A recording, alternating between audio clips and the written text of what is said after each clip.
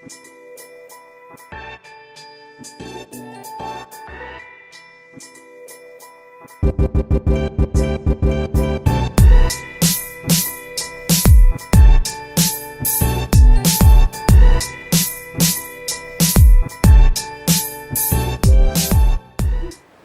guys, morning. Lenny Reed, Dynomite Products. So I'm here with Skyler, and we've been working. This is Monday morning, first thing, just a little bit after 7. Just got the EDM fired up. Adrian's going to be getting the AFM fired up here in a minute. We just EDM'd a nozzle. This is the 5th nozzle that we've tried for 2007, 7.5. Yep. Out to 18. Worked on them. You ran them. Watching rate, shape, measuring CCs, looking at nozzle response time. So you were running them on the new test stand last week. How do you like that? I love that test stand so far. I don't have a single complaint. I mean, I've only ran it for 2 or 3 days now, but I haven't found a single thing that I don't like about it. It's right now it's being awesome. So I'm very happy with that. It's good. It's got a huge pump and stuff in it. Yes. Yeah. Like it seems like every few years we have to step up to new technology to kind of to really like beat on things a little bit harder, I guess, and get more accurate data. Yep. But here, looking at what we're looking at with everybody, I mean, fuel's basically like some of you guys are paying 5, some of you guys are paying 6. There might be people out there paying $7 a gallon for diesel right now. So what we're trying to do is we're basically trying to, I'll grab a piston.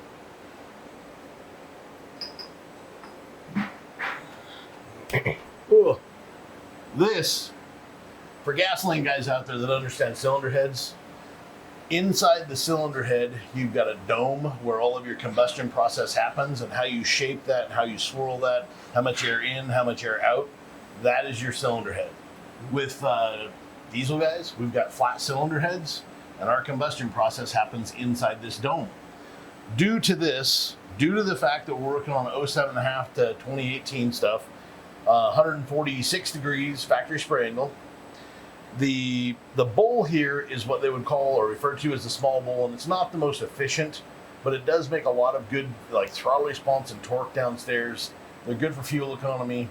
And what we're trying to do is go away from the factory's 8-hole spray pattern, and we're going to a 6-hole spray pattern to see if we can get it to work. Because what we want to do is we want nozzle starts right here, and it's going to start in the center, and as it starts to disperse fuel, we want it to basically come as close to this bowl as possible without actually hitting the bowl, so we can use all of the oxygen available in that dome or that bowl or that combustion process. So if we can get the 6 holes to work, which we're struggling with, like there's no doubt every time you try something new, you kind of waste a bunch of parts, you waste a bunch of time, but all that time wasted, all those parts wasted, are also like very, very, very good educational tools.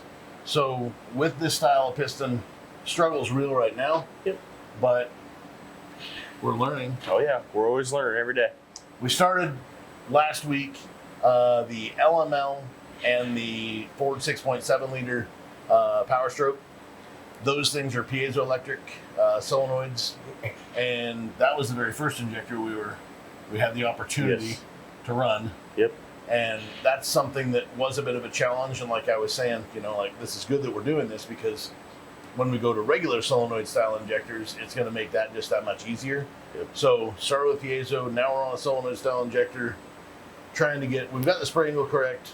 The hole count is something that we desire trying to do, but I've started with a point. So I started with the, is that right? 7 or 6? Yeah, we were doing 7s. 7. Yeah, that's right. Everything I just said was a lie. Everything. 7 holes, not 6. Yep. Factory was still 8, but we've been trying 7. So I wonder if that last one. All right, so here's the deal. Working on this all day Friday. I've got all this data. Take a look in that program, see if it's 7 or 6, please. No, you're on a 7. Okay, good. Yeah. So everything I just said to you was kind of a lie, but it's actually 7. So again, we started with 7 by 0.0064 wire, and it's way too big. Then 7 by 0.005, pretty good jump, like 20% jump down, and still 21 LPM. By the time we run it on the AFM or the extrude hone, it's way too big. And then we dump down to a 7 by 0.0044 wire, and it was close. Started out at 17 LPM. We had to bump it up on the AFM, and still came in way too hot. Yep. So I just came in with a 7 by 0042 wire. So 0.2 of 1/1000 is all I changed this last time. And Adrian's going to fire up the AFM here in just a minute. We're going to start it. We'll get it on that. We'll show you some pictures of like kind of what we're looking at before and after on the AFM. And then we'll let Skyler take it away on the test stand. And we'll show you in just a few minutes what it's like when we're actually running those things and what we're looking at. But again, like when you guys are calling up and you're saying, hey, look, I want a 5 by 18 or a 5 by, whatever. We're measuring this stuff with another decimal point clear over from that, and having to move wire diameter. Like we've got wire choices.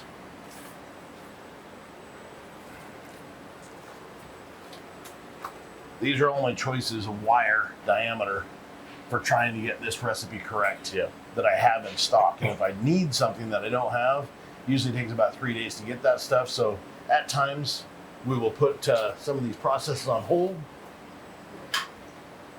There's sticks of wire that we've got taped, labeled. Basically like a 0042 is the next one down. So 0040, 0038. We're just going to keep on working our way down until we finally get this thing correct this morning. So stick around for a little bit and we'll show you what it's like to run on the test stand next. Yep. You excited? Oh yeah. I'm excited too.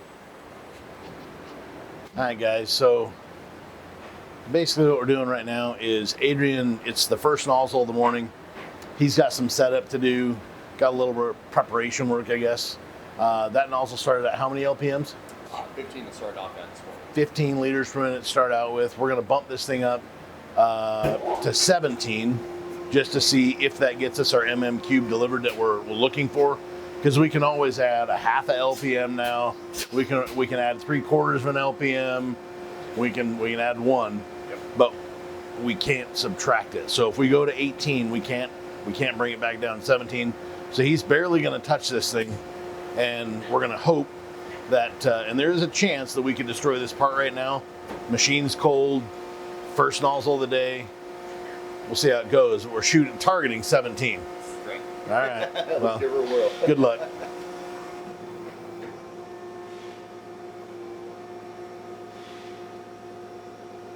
How many PSI are you going to hit it at? Right now we're running it at 1700 PSI.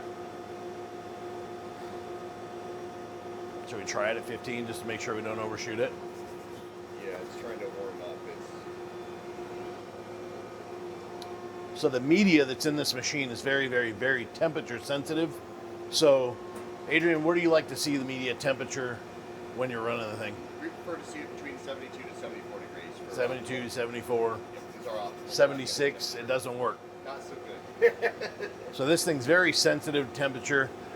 Basically the temperature of the media that we're using, if it gets too thin in body, it over temps and it basically throws a code, it won't work. So we've got a big chiller behind the machine, and as hydraulic temperature goes up, as media temperature goes up, that chiller tries to suck all the temperature back down, maintain that 72 to 74 degrees. We're at 16 LPM right now, so we'll push it up another liter. That's 16 right there? Correct. All right, so he was able to go from 15 to 16 liters per minute, and that's pretty sensitive. Like most of the OEM stuff, when a nozzle comes in from an OEM, they're off by 2 or 3 liters of air per minute. What's that mean to you? Well, basically, they're just not super consistent, and we're shooting for something more consistent. We can't make thousands per day, but we can make really good parts. There's a screen on this, and that screen shows flow rate. Basically, the screen is large enough that we're actually able to see the thing increasing in flow rate, but 1 liter per minute is not very much. You done? Well, that's it right now. That's crazy.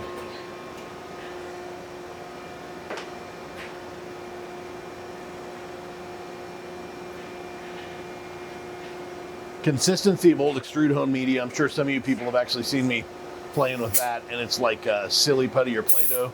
The consistency of the AFM is totally different.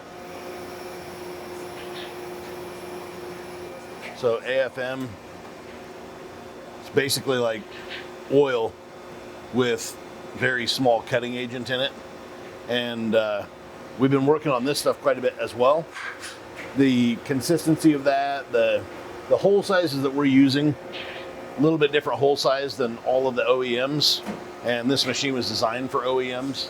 So basically, media is something that we've got our 5th batch coming now. That's correct. And we've got 1 bucket of our 5th batch, but 1 bucket's not enough. Correct. So we have to wait for the 2nd bucket to show up, which technically should be here today. It should have showed up last week with the other bucket, but build back better, so nothing really ever happens on time anymore. But we should get that other stuff today, and then we've got to go through a flushing cycle, get rid of all this media, wipe it out, clean it out, blow it out. It's got to be completely sterile before we can add the new media. 17? 16 3/4. 16 3/4. Bumped up the pressure a little bit and increased the speed here. So Just to add, if we found that 16 3/4 was the actual perfect recipe to run down and run them on the test stand, then once he gets that first one set, we create a program. This thing measures nozzle flow rate as it's doing the AFM work. So we could have him build 100 of these at 16.75 LPM, and they would all turn out at 16.75 LPM within like 1% of 2 decimal points over to the right. So pretty accurate. so about 0.8, 0.9. And that took like less than a second to do that. Yeah. Once we increase the pressure, the time is just without it increased.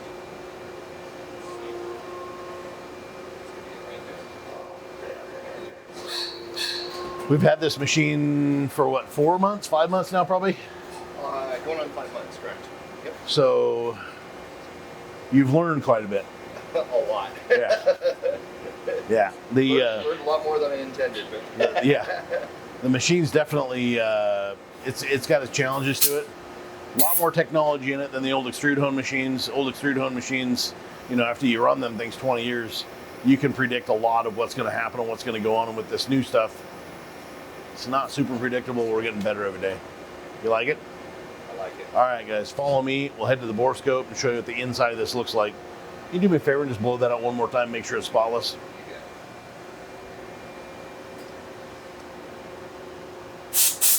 So before we take a picture and show you guys, we just want to make sure it's nice and clean. So our eyes, we document with pictures. Thank you, appreciate it.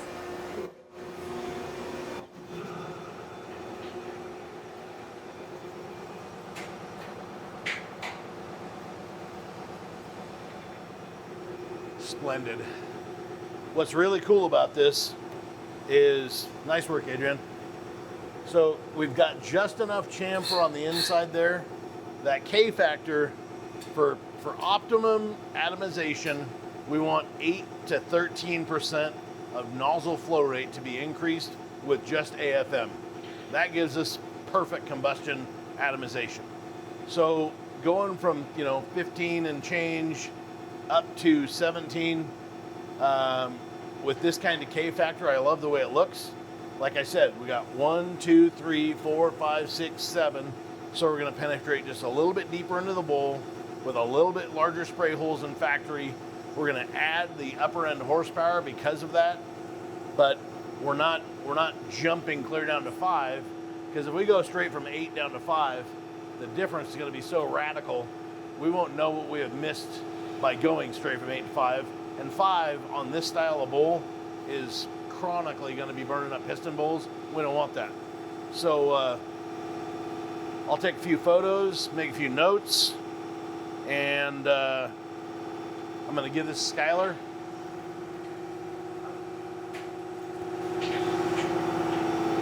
Once I give this to Skyler, then he can run the test stand, and we'll see where they MM out. We're hoping that this turns into be like our Eco, our 50, our 90 horsepower nozzle. So I'll see you in just a second.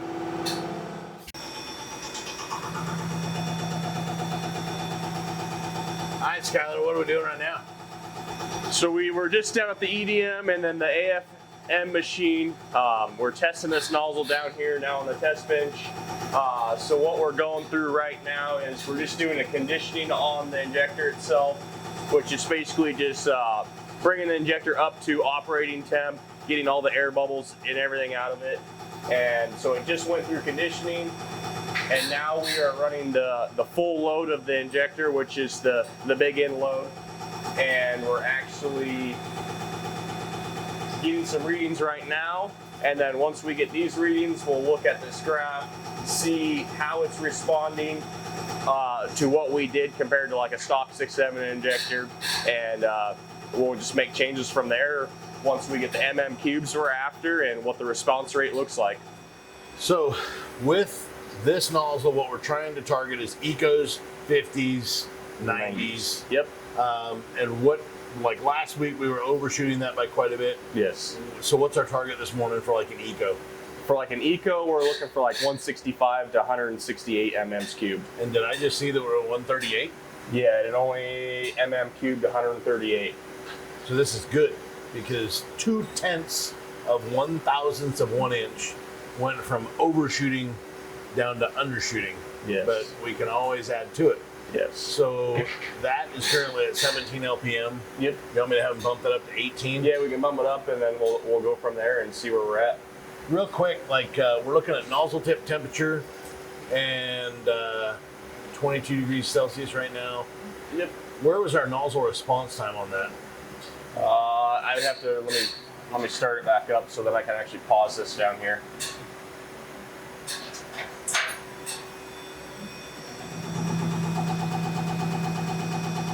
So we got rate shape. Now we're paused here.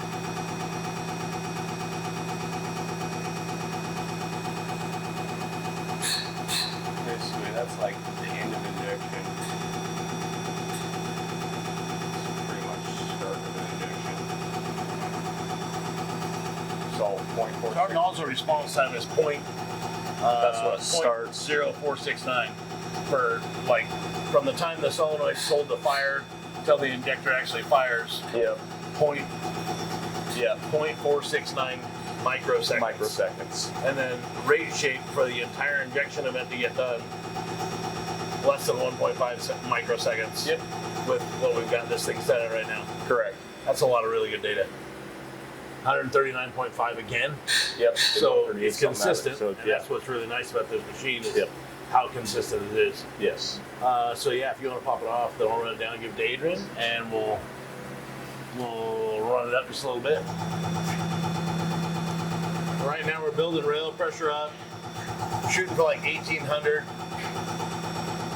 1798.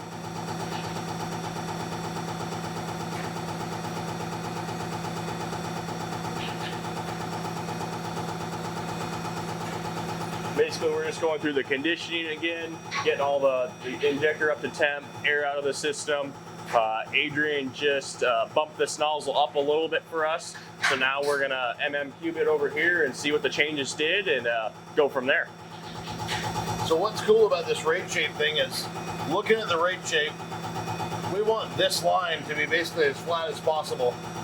So imagine if you just turned on, say, a light bulb, and then shut a light bulb off, it's instant on, instant off. We want the pressure that we're capturing coming out of that nozzle to basically be that. 152 mm3. Yep.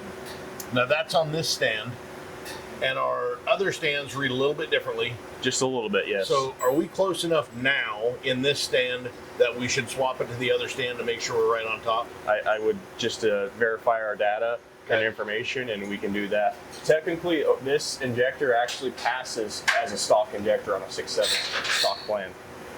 So that's like a stock. Bosch's deviation is very large, so it actually passes over here as a stock injector now. Passes, but it'd be low. Yes, it'd be on the lower side of a stock Bosch injector, but So this test plan is calling it up for 160 mm3, plus or minus 8.3 on the stock plan. Yep.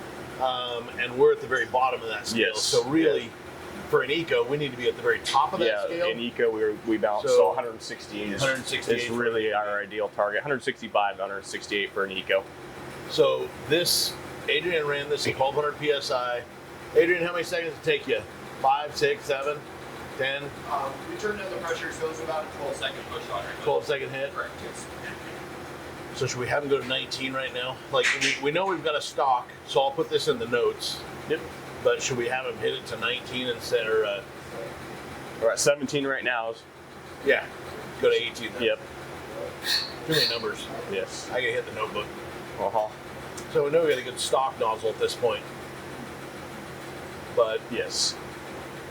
so let me hit that one more time, and then I'll bring it back and have you see if we can get it into an eco. Cool. All right, here we go.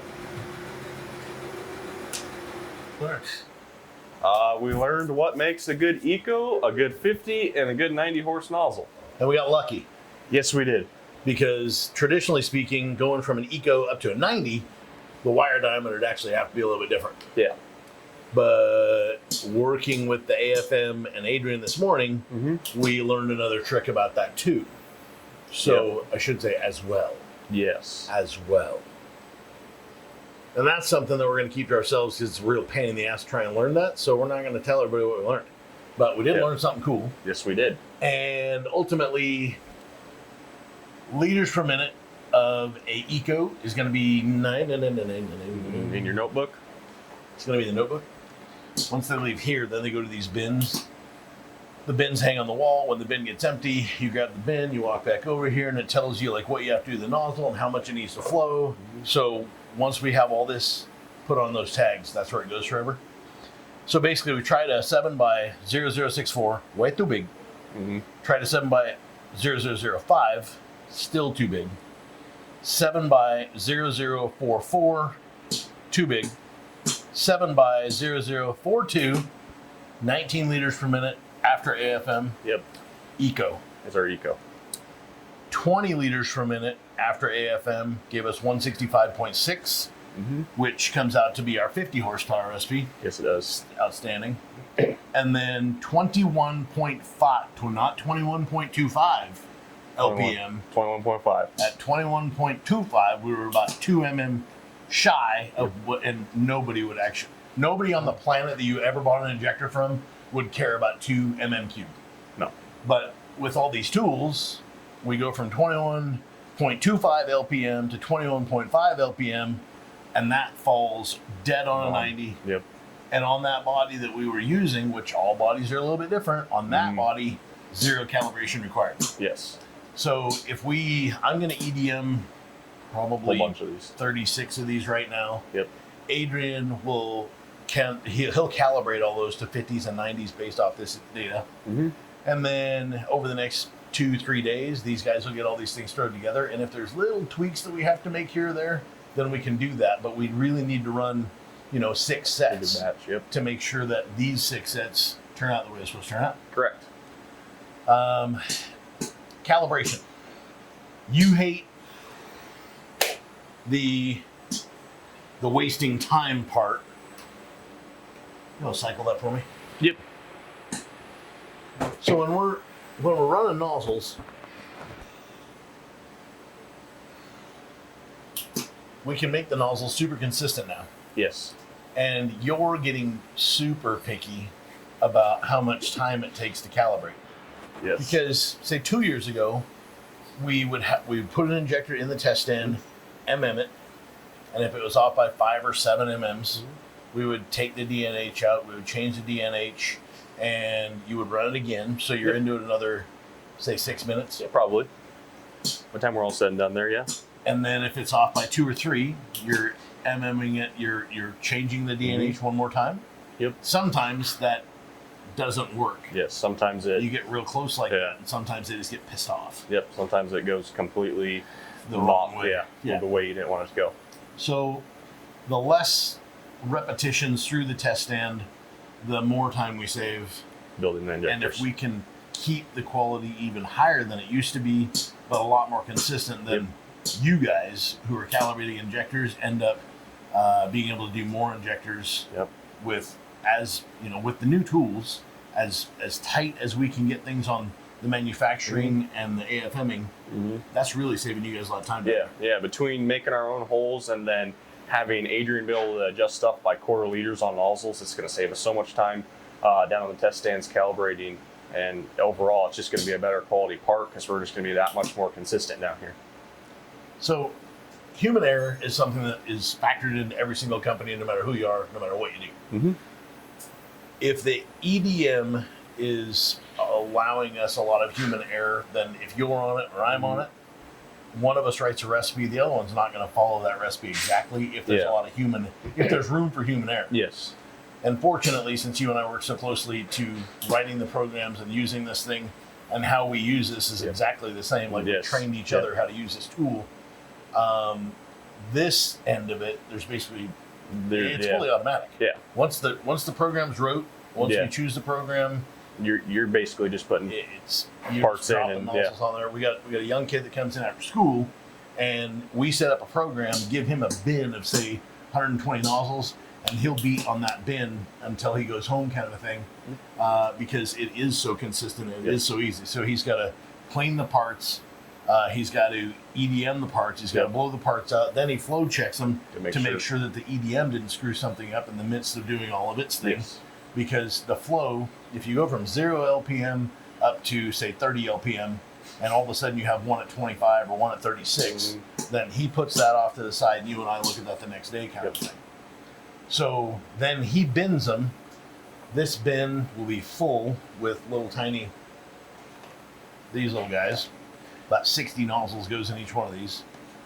This will go to Adrian's bench, and ultimately now he's writing program in the AFM per part number, and then putting in so in this case here, it's going to be 67-90 HP 7, and he's going to have that programmed at X amount of pressure. And it's going to automatically come out at 21.5 LPM.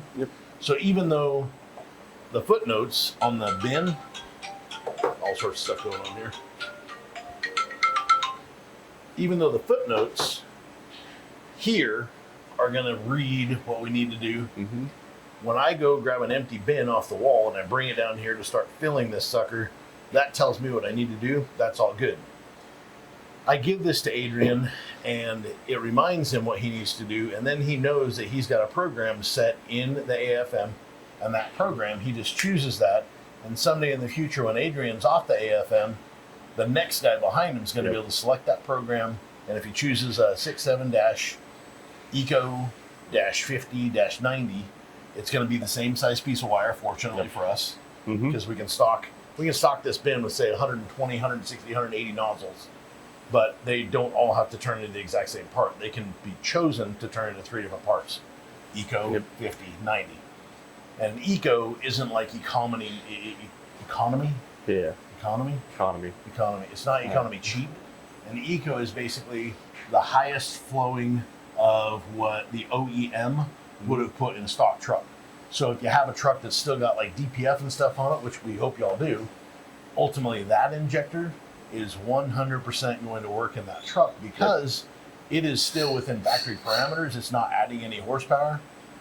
It's a balanced set. It's just a very balanced set to like 98, 99 to 100% of whatever the OEM of your manufacturer truck called for in a stock injector.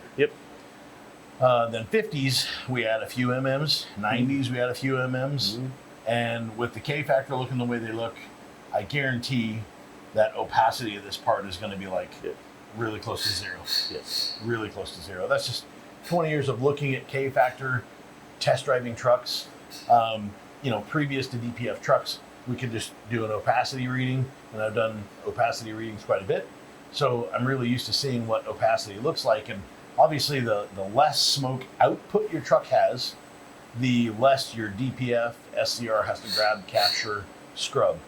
So if we can put parts in the trucks that just don't smoke, nozzle response time is really sharp, really fast, and the rate shape is extremely, I'm going to call it radical. Like compared to a stock part, we want it to be like really sharp, really flat on the top.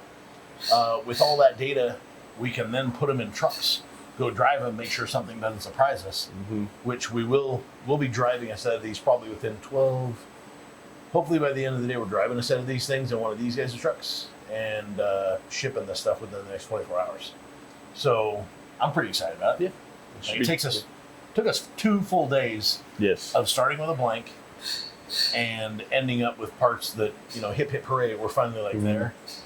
The previous time, you're learning so much, you're throwing away parts, you're kind of pulling your hair out, and it's not that fun to watch.